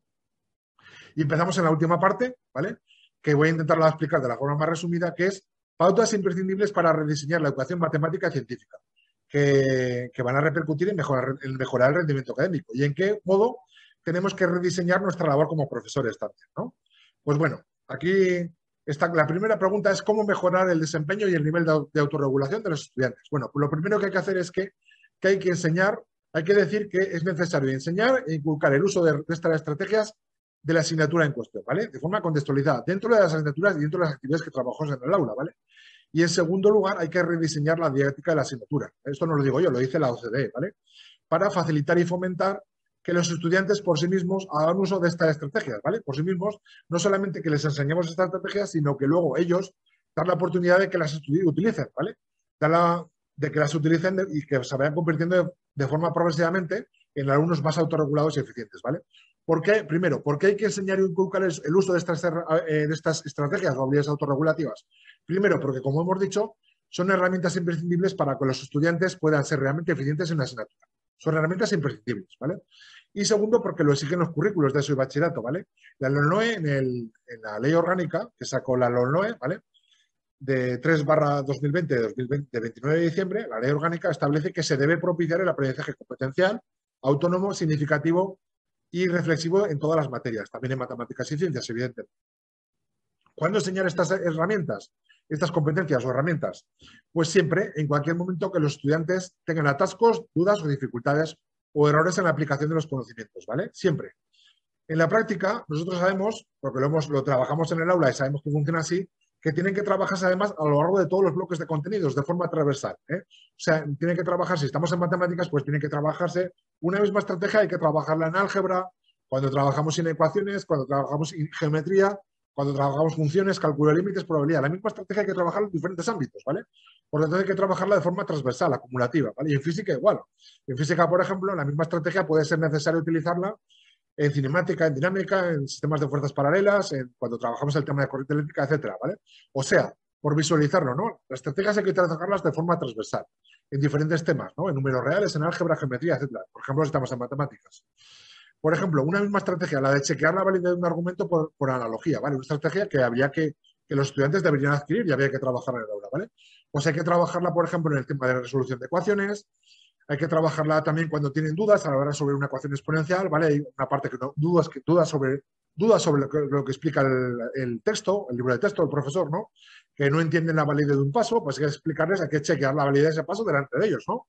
O dudas cuando cometen errores en un argumento a la hora de hacer ciertos pasos con ecuaciones, pues hay que trabajar la estrategia de chequear la validez del argumento. La misma estrategia también en geometría hay que trabajar la misma estrategia porque incurren en dudas o dificultades que es necesario trabajar estrategia. También en cálculo de límites, también lo explico en el libro, la misma estrategia también en cálculo de límites y en probabilidad, etcétera, ¿vale? O sea, no es una estrategia que hay que trabajarla en diferentes unidades didácticas, ¿vale? Por ejemplo, en física, a la hora de chequear otra estrategia, por ejemplo, sería que sean capaces de chequear la validez de un argumento mediante otro tipo de estrategia, mediante la generación de diferentes posibilidades consistentes con las premisas, ¿no? Que son las estrategias de tipo 2 que he explicado, ¿no? Las de que debería utilizar un estudiante para validar su argumento, ¿no? Esta estrategia también habría que enseñarle y trabajarla en el aula. ¿En qué unidades? Pues tanto en cinemática, porque tienen dificultades que hacen necesario trabajar esta estrategia, en dinámica, cuando trabajan momentos de fuerzas o sistemas de fuerzas paralelas, cuando trabajamos circuitos en el aula, la misma estrategia el disponer o no disponer de esta estrategia hace necesario es la causa de que el alumno fracase. Entonces es necesario trabajarla en todas estas actividades secuenciales a lo largo de la asignatura, ¿vale? ¿Cómo enseñarlas? Bueno, tampoco tengo mucho tiempo. ¿Cómo enseñarlas? Pues mediante una serie de técnicas en función del dominio del estudiante de la estrategia en cuestión, ¿vale? Hay una serie de técnicas que no voy a explicar porque no es el caso ahora, ¿vale? No tenemos tiempo, que se llaman modelado cognitivo, interrogación metacognitiva, trabajo en grupos cooperativos, autointerrogación. El que esté interesado, pues bueno, dispone de material de sobras y ahora más que está el libro publicado, ¿no? Para entender lo que son. Pero un pequeño gráfico sí que aclararía muchas las cosas, ¿vale? Este pequeño gráfico aclara muchas las cosas en la medida que a nivel horizontal, vemos ahí, ¿ves? Vemos ahí, ¿de acuerdo? aparece presentación de la estrategia. O sea, este gráfico habría que secuenciarlo para cada estrategia que queremos trabajar en una asignatura, ¿vale? Pues una estrategia, la estrategia que sea del tipo X, ¿no? Una estrategia que queremos que los alumnos aprendan en la asignatura en diferentes actividades o a lo largo de la asignatura, ¿vale? Una estrategia que vemos que la manejan deficiente. Pues hay que hacer la presentación de la estrategia, ¿vale? Luego una práctica guiada y práctica independiente. O sea, es un proceso progresivo en el cual en la vertical vemos en color azul. Al principio presentamos la estrategia, el profesor tiene el control o la regulación de enseñar estrategia porque el alumno la desconoce, entonces el principio quien lleva el control de la estrategia es el profesor, ¿no? Que es el que la presenta, ¿no? Mediante un modelado cognitivo, pero progresivamente, por el hecho de enseñarla o explicarla en diferentes bloques de conocimiento, la misma estrategia luego solamente va a hacer falta práctica guiada, ¿vale? Que son las otras dos técnicas, que es interrogación metacognitiva y enseñanza cooperativa. Mientras el alumno va en la horizontal, ponemos que el alumno va adquiriendo regulación sobre esta estrategia. Y entonces lo ideal es que mientras el profesor disminuya el nivel de regulación, va aumentando el nivel de regulación en la horizontal, en el color de rojo del alumno, ¿vale? O sea que al final, el objetivo, al final de la asignatura, al final del curso, el alumno haya adquirido esa estrategia para ser más autónomo. Es un gráfico muy aclarativo. Estas técnicas, pues bueno, se podrían explicar si se da el caso, pero ya digo que son más dirigidas hacia docentes, ¿no? Pero son muy importantes y habría que explicarlas si se da el caso. Y la segunda parte es cómo hay que rediseñar la didáctica de la asignatura para facilitar y fomentar que los estudiantes hagan uso de estas estrategias, ¿vale? Que es lo que es fomentar pedagogías basadas en la metacognición, ¿vale? Aquí tampoco me voy a explayar mucho porque no da tiempo, pero sí que en el libro, en el segundo volumen, ¿vale? Del libro publicado, pues también aparece una serie de pautas o principios didácticos o pedagógicos que son esenciales y que hay que tener en cuenta, ¿vale? Y que habría que aplicarlos en el aula. O sea, realmente este libro en realidad es como un trabajo pericial hecho sobre los expertos, sobre todo los expertos a nivel mundial, ¿vale? Sobre lo que recomiendan, con ejemplos en matemáticas y en ciencias también, la serie de pautas que recomiendan contextualizadas en matemáticas y ciencias para hacer el salto a esta pedagogía didáctica basada en la metacognición. En definitiva, ¿cuál es el esquema de intervención cuál es el cambio para los profesores, ¿no? En el aula? Pues es que los profesores a partir de ahora, inevitablemente, antes o después, pues van a tener una doble responsabilidad, ¿vale? Y esto es lo que establece la LOE, pero a nivel de España, pero lo que establecen el salto que van a tener que dar en todos los países. O sea, los profesores tienen que enseñar contenidos o transmitir contenido de la asignatura, que es lo que se venía haciendo hasta ahora, pero tienen también que enseñar y fomentar el uso de estrategias. O sea, ayudar a los estudiantes a ser eficientes en el contexto de la asignatura, que se trabaja con estas herramientas que acabamos de describir, ¿vale? No es una cosa abstracta, que nadie sabe qué es, sino que son herramientas que están ya estudiadas por los investigadores y contextualizadas en matemáticas y ciencias, ¿vale? Y esta doble responsabilidad tienen que asumir los profesores, sí o sí, porque lo respaldan las investigaciones y la práctica educativa, ¿vale? Los propios profesores se dan cuenta, ¿no? Que esto hay que trabajarlo en el aula, ¿vale? Entonces, yo ya como último paso es que también quería explicar en esta conferencia, y es muy importante, ¿vale? Es por qué, y esto sí que va a clarificar de todo las cosas, ¿vale? Es el último paso esencial, el último eslabón. Es lo siguiente, ¿por qué la educación y enseñanza actual de las matemáticas y las ciencias está obsoleta? Pues por lo siguiente, porque cuando los estudiantes tienen dudas o dificultades, los profesores nos limitamos únicamente a resolverle la dificultad al alumno, pero no aprovechamos esas dudas o dificultades para enseñarle las estrategias que habría que enseñarle en ese momento, para que fuera más autónomo y autorregulado, y que supiese resolver esas dificultades o esas dudas o dificultades por sí mismo, ¿vale? Nos centramos solamente en resolver la dificultad, pero no aprovechamos las dificultades para enseñar las estrategias que había que enseñar en ese momento, ¿vale? Y esto pasa en el aula a todas horas, ¿vale? Y voy a dar ejemplos de ello, ¿vale? Vamos a contrastar lo que hacen los profesores versus lo que deberían hacer.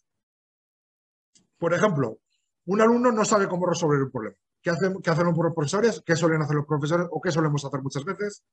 Mira, yo te digo cómo hay que resolver el problema. Yo soy profesor, le dice cómo hay que resolverlo. Ya está. Y ahí se limita la cosa. Pues no. ¿Vale? Había que establecer un diálogo metacognitivo con el estudiante, ¿vale? Y decirle al alumno, habría que decirle al alumno, cuando no sabe resolver un problema, a ver, ¿qué crees que puedes hacer cuando no sabes avanzar en la solución del problema? Mira, si hubieras aplicado esta estrategia que te voy a enseñar, se te habría ocurrido por ti mismo cómo resolver el problema. No habrías necesitado mi ayuda, ¿vale? Eso es esencial. Este diálogo metacognitivo es esencial. Y a continuación, explicarle la estrategia, pasos que tenía que aplicar, demostrándole al alumno la necesidad de explicar estrategia y por qué el mismo alumno se tenía que haber dado cuenta de aplicar esa estrategia, ¿vale?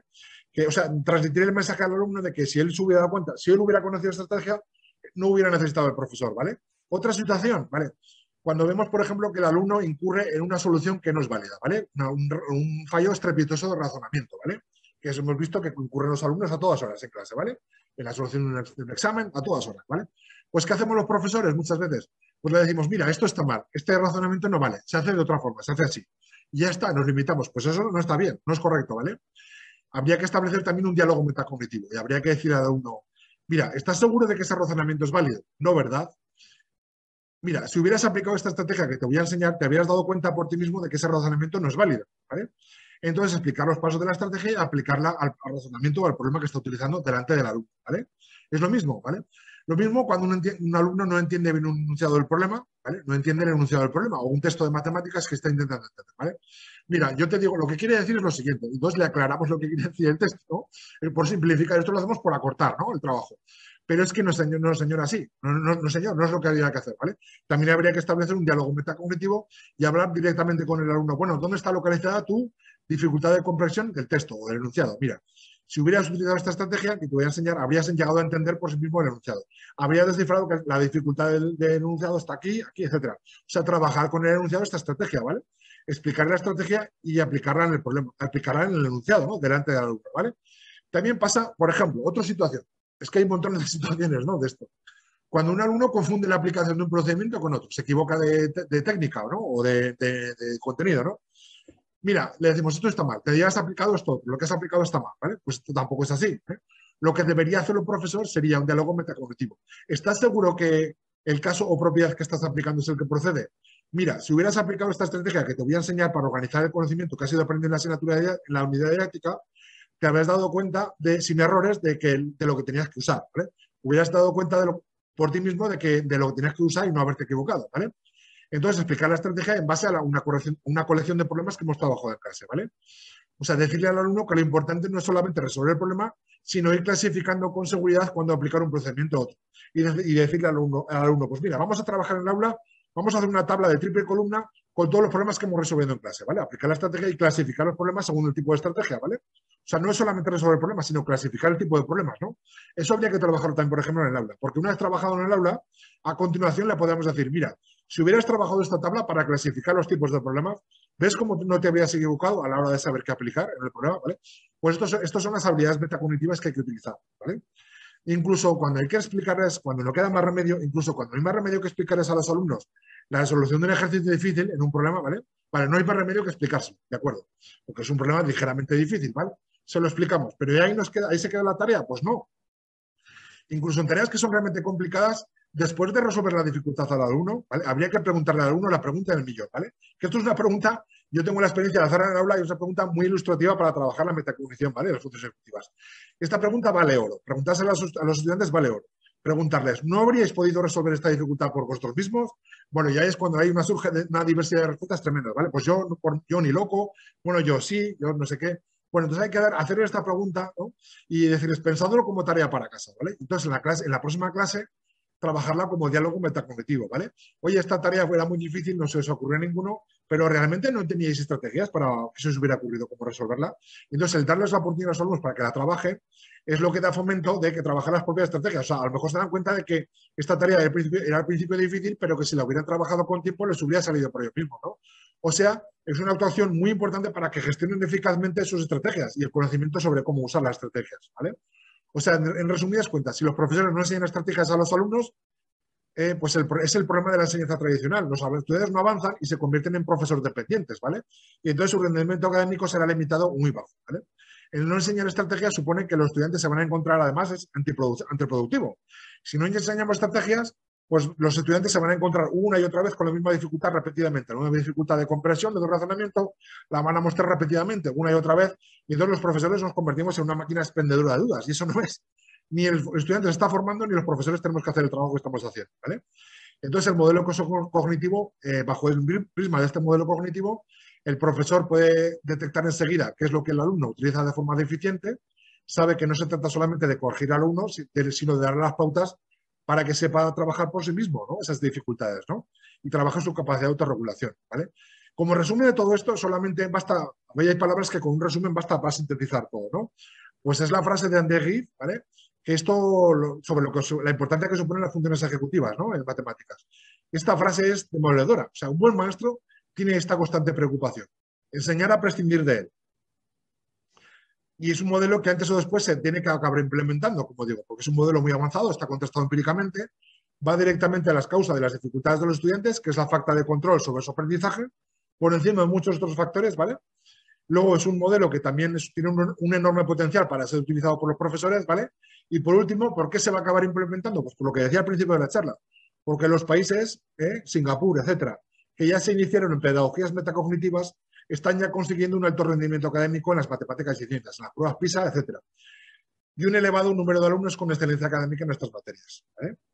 El modelo además tiene una novedad muy destacable, ¿vale? Que esto también me gustaría destacarlo, que el modelo, pues al final es lo que tenía que pasar, ¿vale? Que tiene que surgir un modelo que unifique los dos campos, ¿no? El de la psicología cognitiva y el de la didáctica de las matemáticas y las ciencias, ¿vale? O sea, digamos, este modelo pretende acabar, y yo creo que sí que lo consigue, a un nivel bastante aceptable, acaba con el divorcio que habría entre la psicología cognitiva y las didácticas específicas. Al final es un único modelo emergente, ¿no?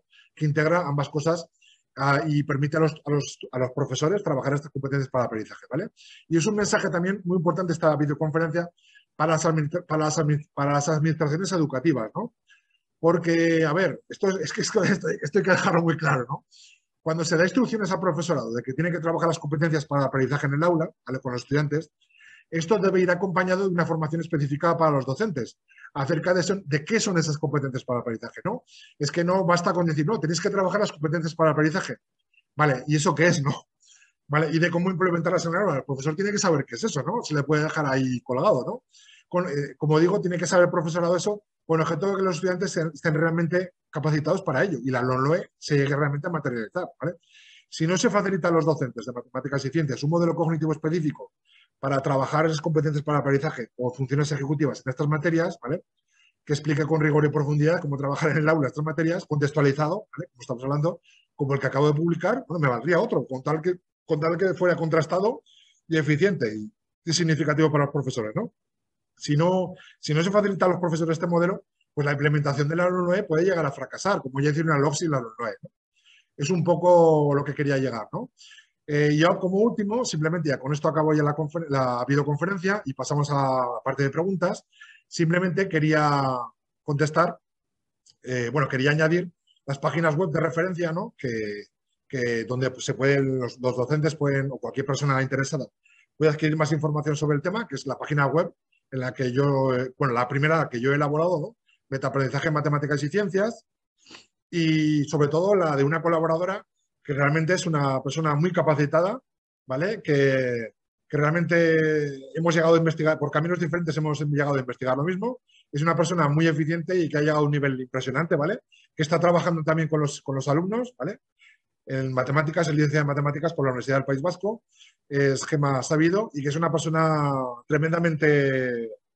ha sabido trabajar esta temática de forma tremendamente importante y recomiendo indagar también la página web, ¿no? De esta compañera, que la cual es colaboradora y en estos estudios de la metacognición, ¿no? Y de verdad que quería simplemente significar para más información estas dos direcciones, ¿vale? Entonces yo simplemente, después de hacer esta explicación bastante exhaustiva, ¿no? Pues ya paso al turno de preguntas o lo que proceda. Si no, Cristina se lo puede trasladar. Si alguien tiene alguna pregunta, se la trasladamos en persona y ya está. Aunque de momento nadie escribe nada, pues eso es que ha quedado todo claro. De todas maneras, colgaremos la videoconferencia, ¿de acuerdo? Que alguno de vosotros nos habéis preguntado en la página web de la Asociación Aragonesa de Psicopedagogía y por allí os hemos escrito la dirección también en el chat, ¿de acuerdo? Si nadie escribe nada, yo creo que le damos las gracias, ¿verdad?, al ponente. Ahora van escribiendo, ¿vale? Que se ha escuchado todo muy bien, que muchas gracias, que enhorabuena, te comentan por la exposición y gracias. Gracias, de verdad. Gracias a todos. Que te están dando las gracias la gente que te ha escuchado, que no hay ninguna pregunta, es lo que estábamos comentando, pero que te dan la enhorabuena, que ha sido una ponencia maravillosa, nos dice Cristina, muy completa, también Beatriz, y que gracias, de verdad, que se te ha escuchado estupendamente, nos has dado un montón de herramientas, de planteamientos, de propuestas muy novedosas y es esperable o esperamos, ¿verdad?, que se pongan pronto en práctica en las aulas. Así que muchísimas gracias. Bueno, pues muchas gracias, de verdad. a Ibercaja, a la Asociación Aragonesa de Psicopedagogía y a todos vosotros, muchos de ellos compañeros docentes, que me habéis escuchado. Y bueno, es un placer poder compartir con vosotros esta información, que es el resultado también de muchos años de investigación y que espero que sea útil. Y en última instancia, yo también tengo mucho que aprender, ¿vale? Todos seguimos aprendiendo, incluso aprendemos de los alumnos, ¿vale? Aprendemos entre los compañeros, como he elaborado al final. Hay compañeros con los cuales estamos trabajando de forma muy productiva para llegar a implementar este modelo en las aulas, ¿vale? Y con una satisfacción, porque este modelo pues, realmente creemos que puede ser útil, porque está, repito, ¿no? Está contrastado, está fundamentado científicamente y luego es contextualizable al aula. ¿Vale? Entonces, de verdad que os agradezco mucho la presencia a la videoconferencia y para cualquier cosa en esta página web, que también vienen mis datos y mi correo, cualquier cosa, pues estoy dispuesto a cualquier aclaración o colaboración. Muchas gracias. Gracias, enhorabuena. Gracias a todos también por asistir. Hasta pronto. Adiós.